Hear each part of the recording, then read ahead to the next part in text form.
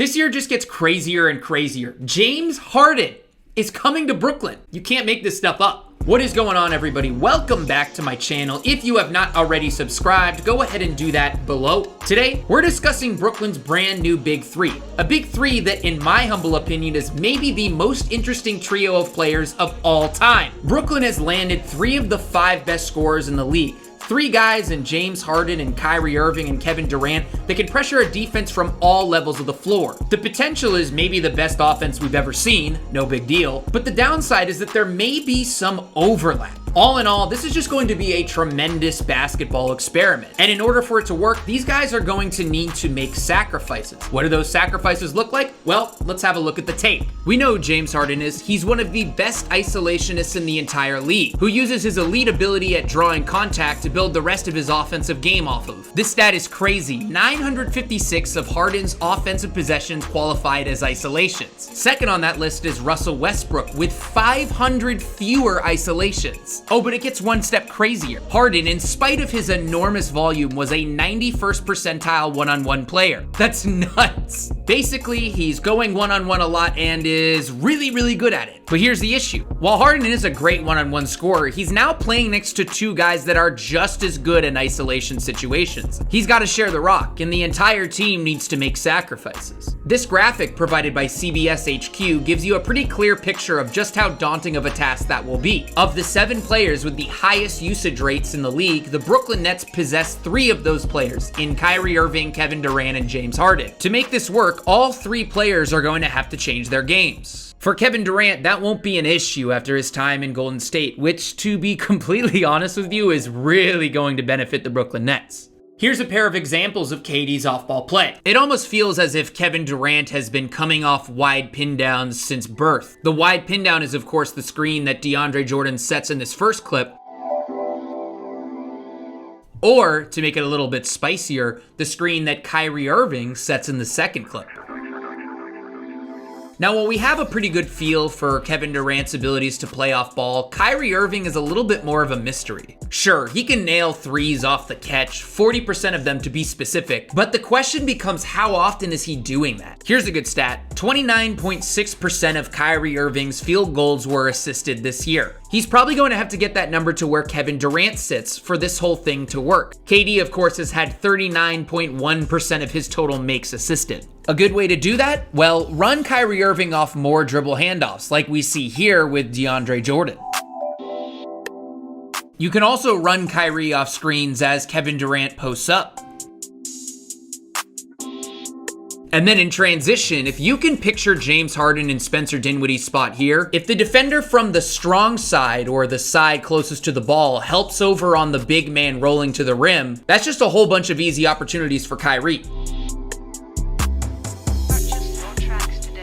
One of the biggest concerns I've seen thus far, at least on the offensive side of the ball, is that James Harden faces similar concerns to Kyrie Irving in a team construct where everybody needs to sacrifice. Just 23.3% of James's makes were assisted, but it doesn't stop there. Last year, just 16.8% of James Harden's total shots came off 1 dribble or less. That's nothing when you compare it to his shots that came off 7 dribbles or more. He attempted those at a 48.1% frequency. Again, he isolates a lot, and his offense doesn't really come from a team construct. But once upon a time, that used to not be the case. In OKC, Harden used to flow off motion and space the floor as a spot-up guy away from the ball.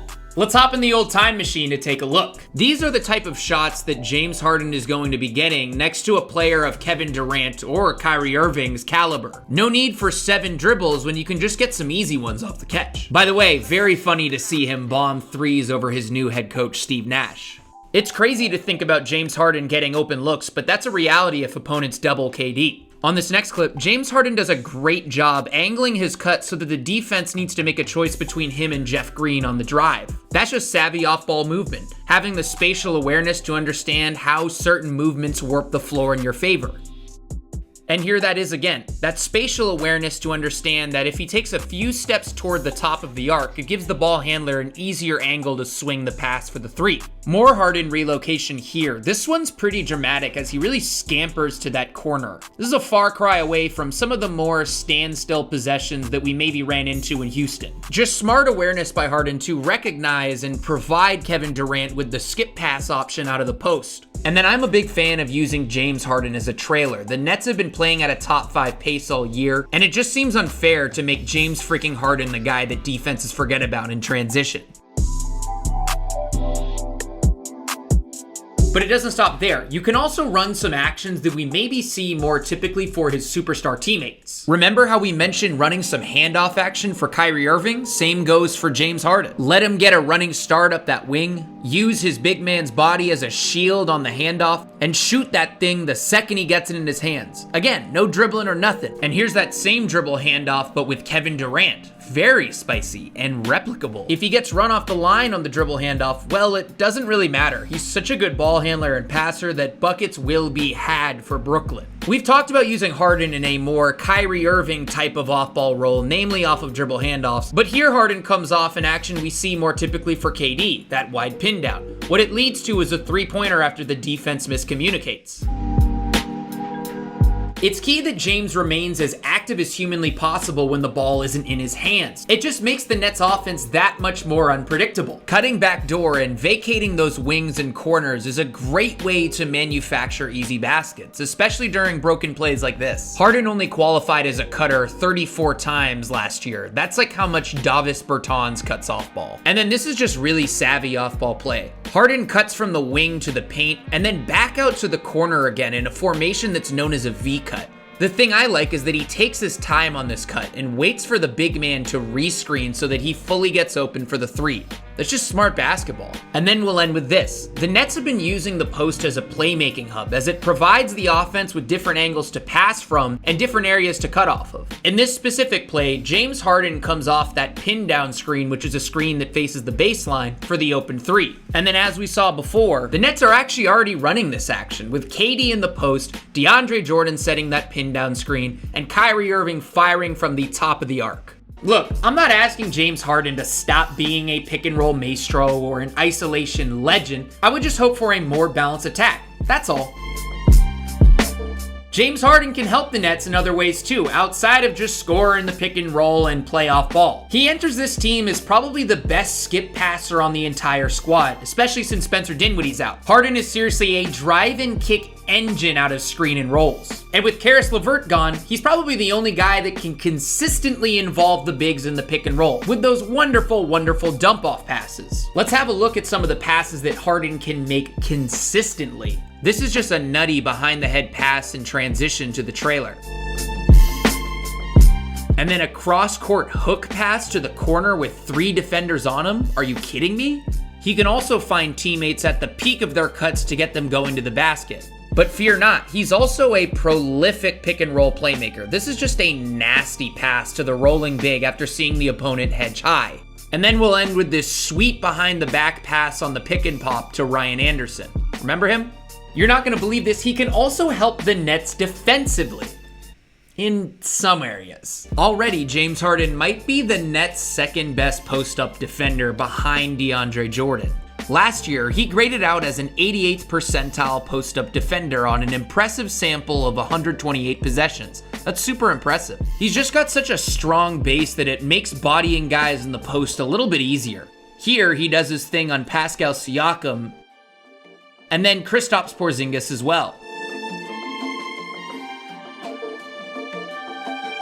Harden has quick hands and great hand-eye coordination. It's why he's regularly a steals leader. Now, in fairness, he's known for his lapses off the ball. He's never really been a great defender in that way. I think he's really best used as an on-ball defender, and I think he'll fit great within this Brooklyn switching defense. He just can guard multiple positions because of his size and quickness.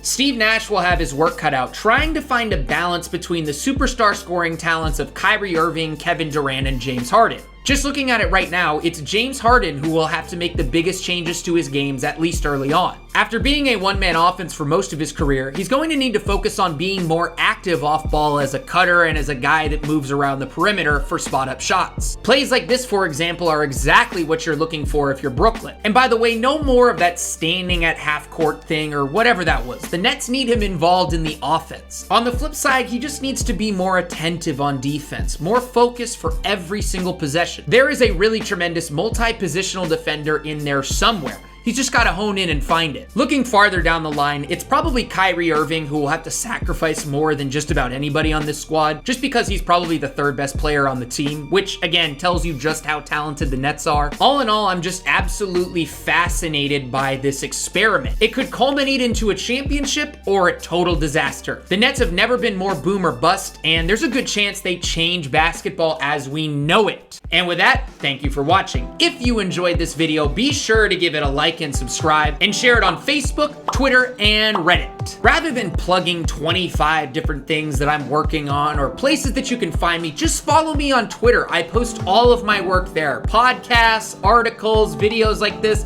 everything. Just follow me on Twitter. The link is below. For those of you that are just stumbling on this channel, I am a Nets reporter, so if you want to see Nets quotes as they happen real time, or really anything news related to the Nets, again, follow me on Twitter. That's where you can find everything. Now that we got all that out of the way, I'll see you guys next time. Peace!